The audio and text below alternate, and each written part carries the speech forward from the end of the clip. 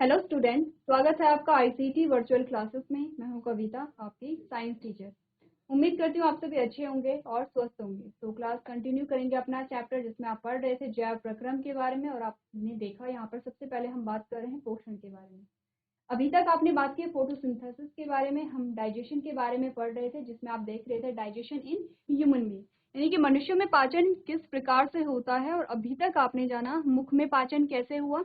उसके बाद जो आपका जो भोजन था वो मुख के बाद कहाँ गया, आपके इसोफेगस के द्वारा आपके स्टमक तक पहुंच गया है। इतनी बात हम कर चुके थे। इसी के साथ हमने ये भी जाना था कि आपके स्टमक यानी कि आपके आमाशय में कौन कौन से पाचक रस स्रावित हो रहे हैं। क्लियर है इतनी बात?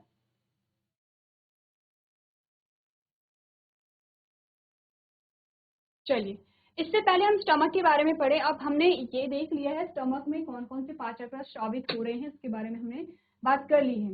इससे पहले कि हम स्टमक के बारे में पढ़े, थोड़ा सा जो हमने पढ़ा है रिवाइज कर लेते हैं। हमने कहा कि यहाँ पर अगर हमने गट का स्ट्रक्चर देखा था, जो आपका गट है, जो एलिमेंट्री कैनाल है, आपने बोला हम गट का स्ट्रक्चर देखें कि आपकी एलिमेंट्री कैनाल कौन कौन से लेयर से मिलकर बनी है। सबसे पहले आपको जो येलो कलर में दिखाई दे रहा है दैट इज ल्यूमेन, जहां से कि आपका भोजन गुजरता है। ल्यूमेन के बाहर जो लेयर होती है आपने उसे कहा म्यूकोसा लेयर, और म्यूकोसा लेयर पे आपने कहा कि कुछ सेल्स लगी होती है जिसे आप कहते हैं गॉबलेट सेल। कौन सी है गॉबलेट सेल? ये वाली जो आपकी गॉबलेट सेल आई है। ये जो गॉबलेट सेल होंगी आपकी, ये क्या रिलीज करेंगी? यहाँ पर गॉबलेट सेल रिलीज कर रहे हैं यहाँ पर म्यूकस को। क्या फंक्शन होगा म्यूकस का? आपने कहा ल्यूब्रिकेशन, यानी कि जो माध्यम है माध्यम को सॉफ्ट बनाए रखना सबसे पहला फंक्शन होता है आपके म्यूकस का। ठीक है, इसी के साथ आपकी और यहाँ पर क्या आती है, लेयर आती है, जैसे कि सब म्यूकोसा लेयर है, जैसे कि मस्कुलारिन हो गया है। और सबसे आउटर मोस्ट जो लेयर आपको दिखाई दे रही है दैट इज सेरोसा। ये क्या होती है? आपकी सेरोसा होती है। ठीक है, अब हमने बोला हमारे काम की क्या चीज थी, हमने बोला जो म्यूकोसा लेयर है आपकी, ये जो म्यूकोसा लेयर है आपकी, ये क्या बनाती है? एक तो विलाई का फॉर्मेशन करेगी। विलाई क्या होते हैं? उंगलीनुमा संरचनाएं होती हैं छोटी आंत पर, जो कि भोजन के एब्जॉर्प्शन में क्या करती हैं? रोल प्ले करती हैं। दूसरा हमने कहा कि ये जो म्यूकोसा लेयर है ये बनाती है गैस्ट्रिक ग्लैंड को। ठीक है, गैस्ट्रिक ग्लैंड को बनाएंगे। ग्लैंड यानी कि ग्रंथि आप समझते हैं। और गैस्ट्रिक नाम जब भी आएगा तब आप यहाँ पर क्या किसकी बात करेंगे? स्टमक की, आमाशय की बात करेंगे। गैस्ट्रिक वर्ड जो है आपका वो आमाशय से रिलेटेड होता है। जैसे कि हिपैटिक वर्ड जो आपका आता है वो आपके लिवर से रिलेटेड होता है। तो ऐसे ही कुछ क्या होते हैं जो शब्द होते हैं वो किसी पर्टिकुलर ऑर्गन से रिलेटेड होते हैं। ठीक है, अब यहाँ पर बात करते हैं कि आपके स्टमक से कौन कौन सी चीजें रिलीज हुई हैं। तो सबसे पहले तो ये जो आपके पास पोर्शन आया है दैट इज गैस्ट्रिक ग्लैंड। कैसे? हमने बोला जो म्यूकस लेयर, यहाँ पे जो आपकी क्या थी, म्यूकस लेयर थी, जहाँ पर जब आपने गट के बारे में बात की तो म्यूकोसा लेयर की हमने बात की थी। हमने कहा ये जो म्यूकोसा लेयर है इसमें क्या हो जाती है, अलग अलग फोल्ड में यहाँ पर हमारे पास प्रेजेंट हो जाती है। ठीक है, हमने कहा जहां से फोल्ड बन रहा है उसे आप क्या कहेंगे? यहाँ पर इसे आप कहेंगे गैस्ट्रिक पिट।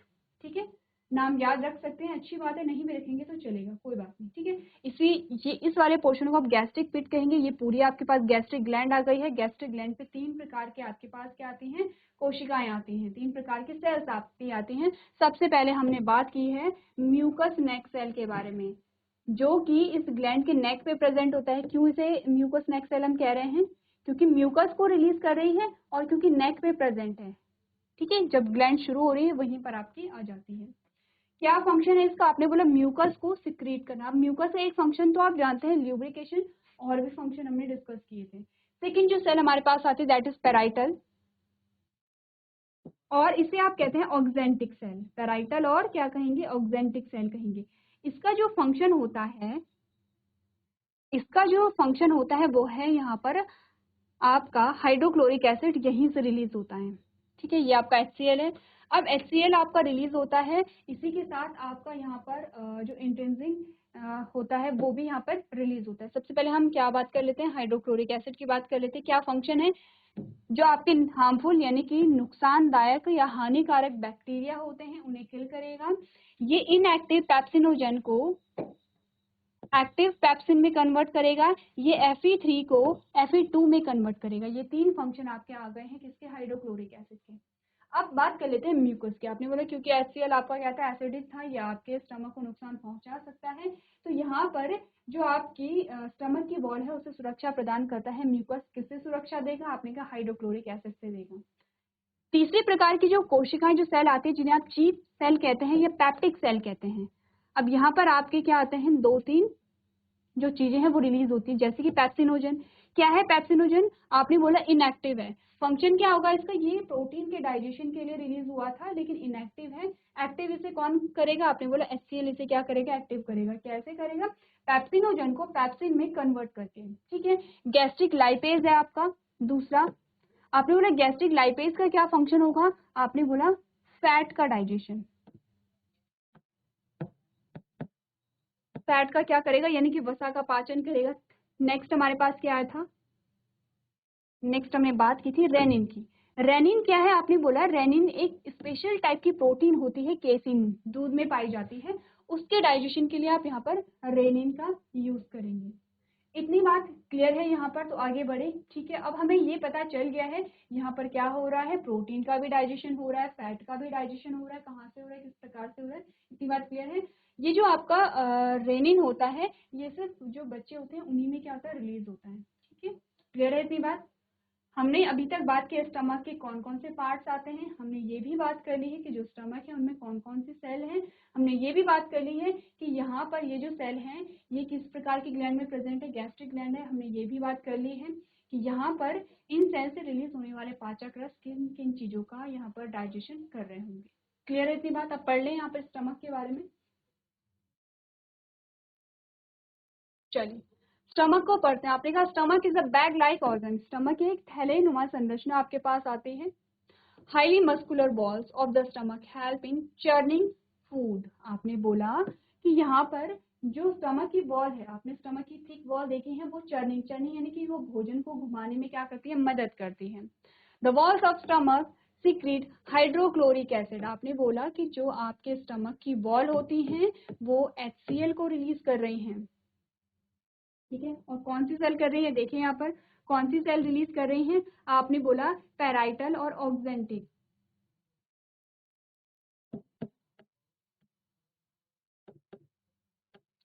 पैराइटल सेल, साइन इसका ऐसे आएगा।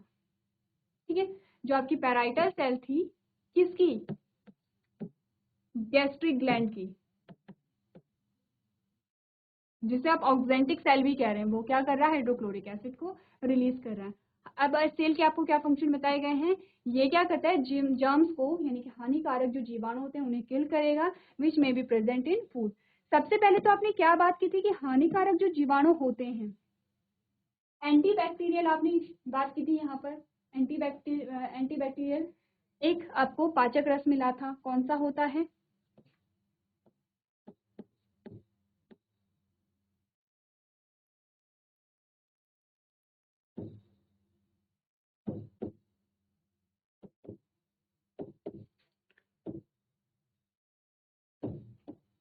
लाइसोजाइम की बात की थी, कहाँ पर पाया जा रहा था, सलाइवा में। कहाँ से सिक्रीट हो रहा था, स्लाइवरी ग्लैंड से। अब आपने बोला जब हमारे पास लाइसोजाइम था जो कि क्या कर रहा है, जो कि क्या है, एंटीबैक्टीरियल है, जो कि हार्मफुल बैक्टीरिया को किल कर रहा था, तो क्यों हमें यहाँ पर HCl की जरूरत पड़ी। तो हमने बोला कि इन केस हो सकता है कि कुछ ऐसे जो आपके हानिकारक जीवाणु हैं जो कि आपके मुख में नष्ट नहीं हो सके, अगर वो आपके स्टमक में आ जाते हैं तो उन पर फंक्शन कौन करेगा, अब यहाँ पर आपने का HCl करेगा। ठीक है, more it makes the medium inside the stomach is acidic. आपने बोला कि स्टमक के मीडियम को एसिडिक बनाएगा। तो इससे पहले आपका क्वेश्चन आता है कि जब हम बात करें थे मुख में, तो मुख में पीएच क्या रहा होगा। मुख में जो पीएच होता है, आप कह सकते हैं कि वो क्या होता है, यहाँ पर जब आप पीएच साइकिल को स्टडी करते हैं, पीएच स्केल को जब आप देखते हैं, कैसे देखते हैं, यहाँ पर आपका ये आता है 7। ठीक है, 7 जो होगा, जहां पर पीएच नंबर 7 होगा वो होगा न्यूट्रल। इस साइड को आपको बेसिक गुण यानी कि क्षारीय गुण दिखाई देते हैं, ये क्षारीय गुण दिखाई देंगे, और इस साइड आपको अम्लीय गुण दिखाई देंगे। तो यहाँ पर अगर मुख का पीएच हम कहें तो हमने कहा 6.2 टू 7 या 7 से हल्का सा ज़्यादा हो सकता है, इसी के बीच में रहता है। यानी कि हम कह सकते हैं कि मुख का पीएच जो है वो क्या होता है, यहाँ पर स्ट्रॉन्ग एसिडिक कंडीशन तो वहाँ पर नहीं होती है, ठीक है। हम कह सकते हैं कि या तो न्यूट्रल हो सकता है या फिर स्लाइटली एसिडिक हो सकता है, ऐसा हम कह सकते हैं, ठीक है। लेकिन जब स्टमक की बात आती है तो आपने कहा कि जो मीडियम है वो क्लियरली आपको कहा गया कि एसिडिक होता है। क्यों एसिडिक होता है? क्योंकि यहाँ पर HCl पाया जाता है, हाइड्रोक्लोरिक एसिड पाया जाता है। हाइड्रोक्लोरिक एसिड क्या है? स्ट्रॉन्ग एसिड है। आपने स्ट्रॉन्ग एसिड और वीक एसिड या स्ट्रॉन्ग बेस और वीक बेस के बारे में आपने बात की होगी। फिर से चलते हैं, अगर हम पीएच स्केल में देखें कैसे पता चलेगा कि कौन स्ट्रॉन्ग एसिड है और कौन वीक एसिड है।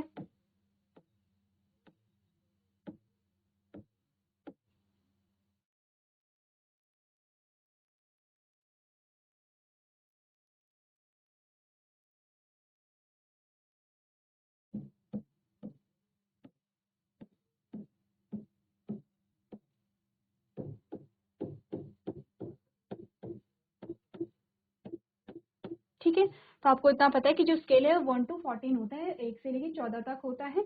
अगर हम कहें कि बीच में आपके पास जो 7 आता है ये आपका न्यूट्रल होता है, ये आपका बेसिक या क्षारीय गुण को बताएगा, ये आपका एसिडिक या एसिडिक गुण को बताएगा। अब हमने कहा कि जैसे जैसे हमने कहा कि 7 को ले लेते हैं, 7 हमारा क्या है? मेन सेंटर है, ठीक है।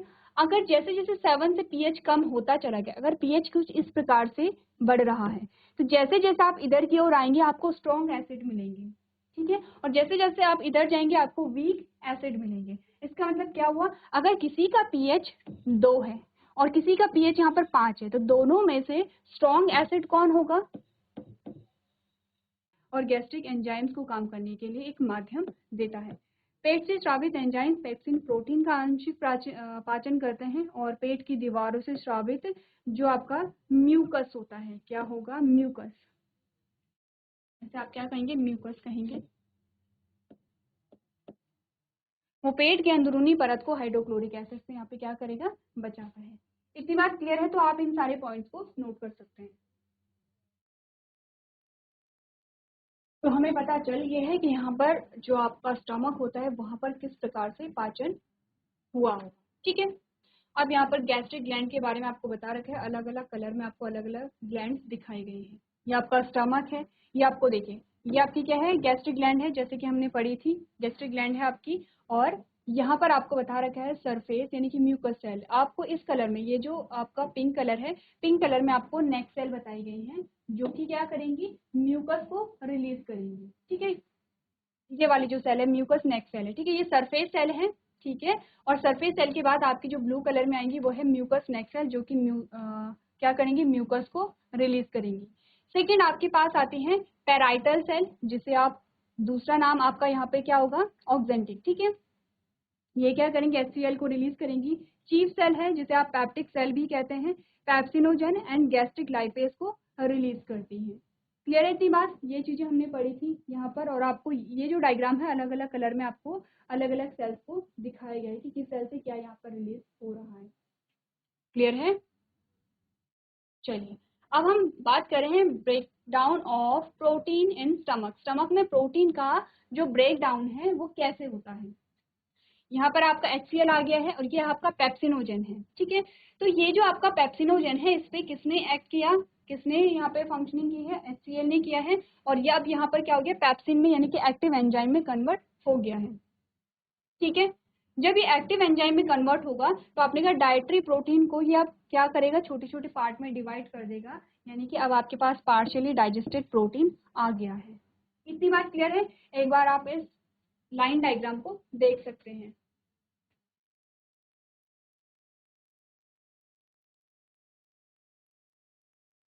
चलिए अब नेक्स्ट हमारे पास जो पार्ट आता है दैट इज स्मॉल इंटेस्टाइन, छोटी आंत। जो आपके पास नेक्स्ट पार्ट आता है, ठीक है। छोटी आंत में आपका मैक्सिमम जो पोर्शन होता है वो यहाँ पर छोटी आंत में ही आपके पाचन का पूरा होता है, प्लस यहाँ पर छोटी आंत में ही जो पाचित भोजन होता है उसका एब्जॉर्प्शन होता है। तो छोटी आंत में आपके बहुत सारे पाचक रस श्रावित होते हैं। एक तो छोटी आंत की जो दीवारें होती हैं वही पाचक रस को श्रावित करती हैं, और यहाँ पर दो अलग अलग ग्रंथियों से श्रावण जाता है। कौन कौन सी वो ग्रंथियां होती हैं? एक तो हो गई है आपकी लिवर, और दूसरा आपके पास आता है पैनक्रियाज। इन दोनों ग्रंथियों से जो पाचक रस होता है वो यहाँ पर स्रावित होता है।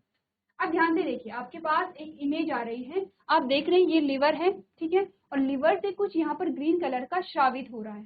तो स्रावित हो रहा है तो दो चीजें आप देख रहे हैं, पहले ये श्रावण यहाँ इस बैग लाइक स्ट्रक्चर में, इस बैग जैसे थैले में जा रहा है, उसके बाद नीचे की ओर यहाँ पर जा रहा है।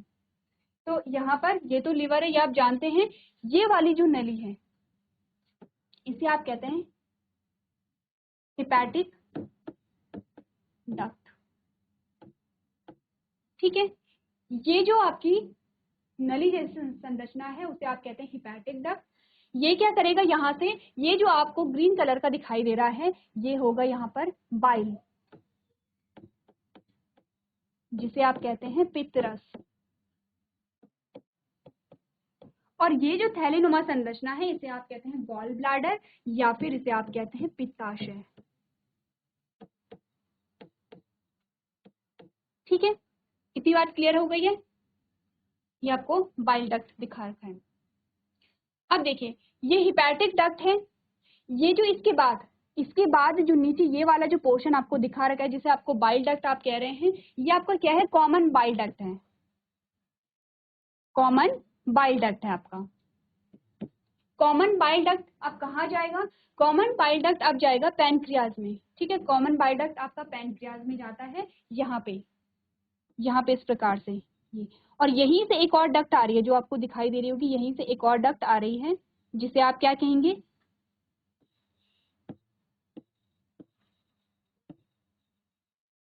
पैनक्रियाटिक डक्ट कहेंगे, ठीक है। ये आपकी पैनक्रियाटिक डक्ट है।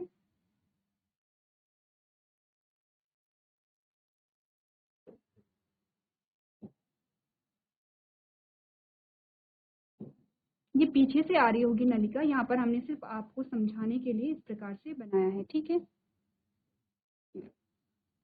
और यहाँ पर जो छोटी इंटेस्टाइन, आपकी छोटी इंटेस्टाइन का जो पोर्शन है वो स्टार्ट हो गया है। अब आप ध्यान दीजिए, हमने बोला ये है आपकी पैनक्रियाटिक डक्ट,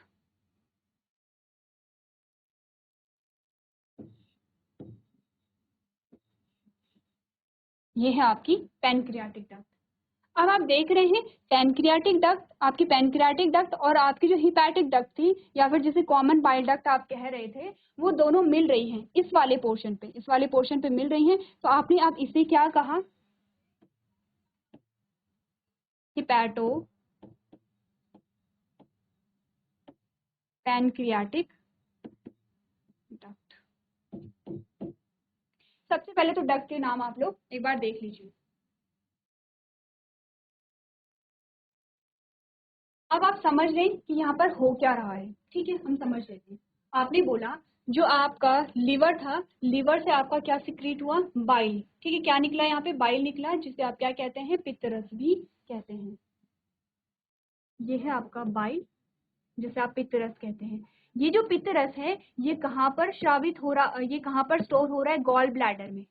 गॉल ब्लैडर में ये क्या हो जाता है, इकट्ठा हो जाता है। यहीं पर एक बैग जैसी संरचना होती है, अलग से लीवर के नीचे एक बैग जैसी संरचना होती है, वहां पर जो आपका बाइल है वो कलेक्ट हो जाता है। अब हमने कहा कि जब यहाँ पर लिवर से बाइल निकला और जिस डक्ट से निकला उस डक्ट को हम क्या कहेंगे, हिपैटिक डक्ट कहेंगे। साथ ही हमने ये भी बोला था हिपैटिक वर्ड जब भी आएगा आप इसका रिलेशन जो होगा वो किससे होगा, लीवर से होगा, ठीक है।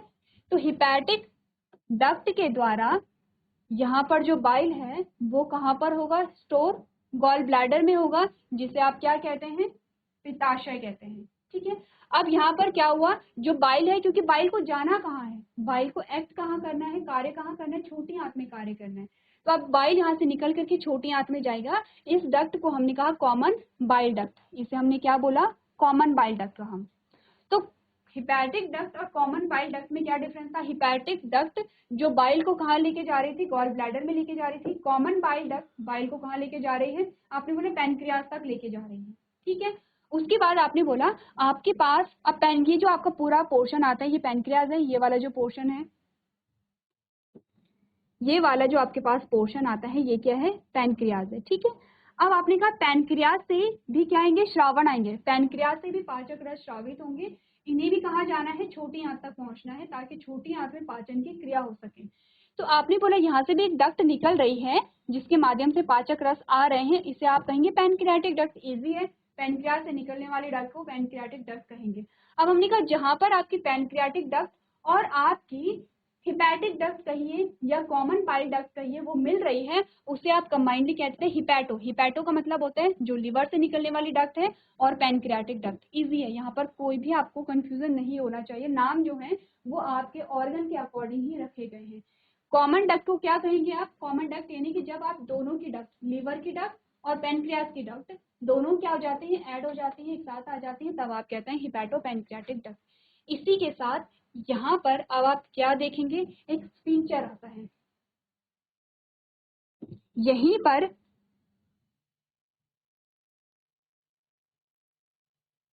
ठीक है, यहीं पर आपका क्या होगा, स्फिंक्टर होगा। कहाँ पर होगा ये स्फिंक्टर एग्जैक्टली, आपने बोला जहां से स्टमक से आपकी छोटी आंत शुरू होती है। अगर आपकी छोटी आंत यहाँ से शुरू हो रही तो यहाँ पर होगा, अगर यहाँ से शुरू हो रही तो यहाँ पर होगा। आपने कहा यहाँ पर क्या होगा, स्फिंक्टर होगा, और इसके आप क्या कहते हैं, ऑडी, स्फिंक्टर ऑफ ऑडी। इस स्फिंक्टर का नाम क्या होगा, ऑडी स्फिंक्टर आप कह सकते हैं इसे। अब एक स्फिंक्टर आपने कहाँ पढ़ा था, जब आप बात कर रहे थे इसोफेगस से जो भोजन है, जो फूड आपके स्टमक में गया, फिर आपने इसे क्या कहा था, आपने कहा था गैस्ट्रो इसोफेगल स्फिंक्टर कहा था। सेकंड आपके पास स्फिंक्टर कहाँ पे आया है, यहाँ पर आया है। क्या करेगा, क्या फंक्शन होगा, भोजन को वापस नहीं जाने देगा। इतनी बात क्लियर हो गई है कि कहाँ से किस प्रकार से सिक्रेशन इकट्ठा होता है। चलिए अब हम पढ़ लेंगे थोड़ा लीवर के बारे में, और लीवर के बारे में जानेंगे इसकी संरचना कैसे होती है, यहाँ पर इसका कलर कैसे होता है। ठीक है, लीवर में क्या होते हैं, हिपैटिक लोब्यूल्स पाए जाते हैं, जैसा आपको लीवर दिखाया गया है। लीवर की संरचना कैसे देखी आपने, कुछ इस प्रकार से देखी होंगी। तो यहाँ पर जो लीवर होता है उसमें कुछ इस प्रकार की संरचनाएं पाई जाती हैं।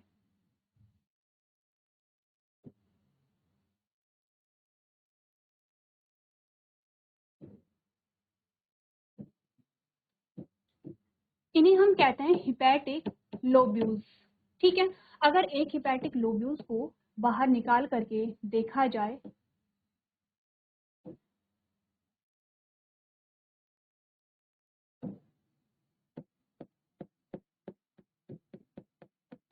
और इसे आप कहते हैं हिपैटोसाइट।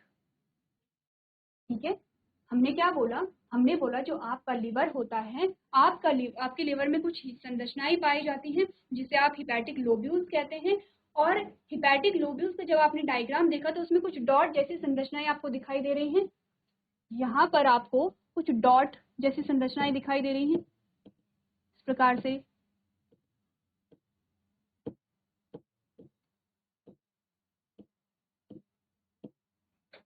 क्या कहेंगे इसे, हिपैटोसाइट।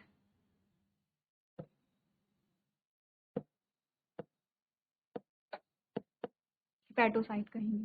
तो फंक्शनिंग यहाँ पर इस लेवल पे होती है, किसकी, लीवर की। पहले लीवर के बारे में जो जनरल चीजें हैं वो जान लेंगे, उसके बारे में थोड़ा सा हिपैटिक लोब्यूल और हिपैटोसाइट के बारे में हम डिटेल में डिस्कस करेंगे। ठीक है, तो स्टार्ट कर लेते हैं। आपके पास सबसे पहले आता है,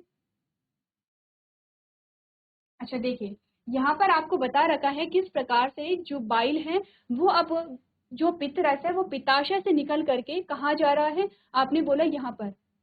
ये आपका पैनक्रियाज है, पैनक्रियाटिक डक्ट से भी देखिए सिक्रीशन आ रहे हैं, और यहाँ पर आपके हिपैटिक डक्ट से भी सिक्रीशन आ रहे हैं। दोनों सिक्रीशन मिलके कहाँ जाएंगे, आपकी छोटी आंत में जाएंगे। ठीक है, जैसे कि आपको यहाँ पर भी दिखाई दे रखा है। ठीक है, सेकेंड जीआई आप एक बार आप लोग ध्यान से देखिए। चलिए तो इजी है यहाँ पर। ठीक है, आपको इसके माध्यम से समझ आया होगा कैसे सिक्रीशन आगे की ओर बढ़ रहे हैं। चलिए तो यहाँ पर हम थोड़ा सा बात करेंगे लीवर के बारे में, पैनक्रियाज के बारे में हम बात करेंगे। तो इसे आपको करना क्या है, घर से पढ़ करके लेके आना है, क्योंकि हमारी क्लास का टाइम हो गया है। तो आज के सेशन में हम इतना ही करेंगे। इसके आगे का जो पोर्शन है आप लोग घर से पढ़ करके लेके आएंगे, और हम थोड़ा डिटेल में जानेंगे कि यहाँ पर जो डाइजेशन है, पाचन में किस प्रकार से जो आपका लीवर है वो इम्पोर्टेंट रोल प्ले करता है।